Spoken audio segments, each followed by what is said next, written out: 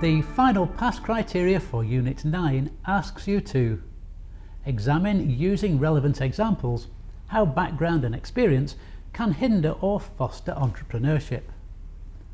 The first thing you could consider here are the push and the pull factors that were explored in the study materials. Somebody who is pushed into entrepreneurship because of redundancy, for example, may initially be a reluctant entrepreneur, perhaps starting their own business because they've been unable to get a job. But in time, they might grow into the role and start to actually enjoy the challenges that entrepreneurship brings. On the other hand, somebody who feels pulled towards entrepreneurship will probably have a greater chance of success because they have a real desire to be an entrepreneur. And we shouldn't forget the many people who fall somewhere in between.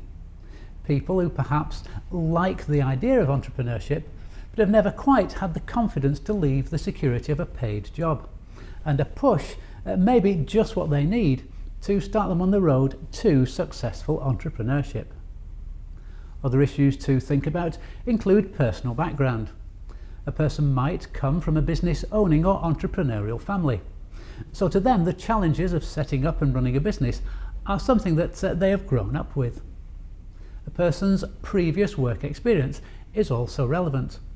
A sales director of a manufacturing company will probably be less fazed by the challenges of entrepreneurship than, say, a primary school teacher or perhaps somebody who's worked all their lives for their local council. Keep in mind that you're also required to illustrate these points with relevant examples. So have a look online. I did a search for entrepreneur life stories, which brought up some really interesting resources.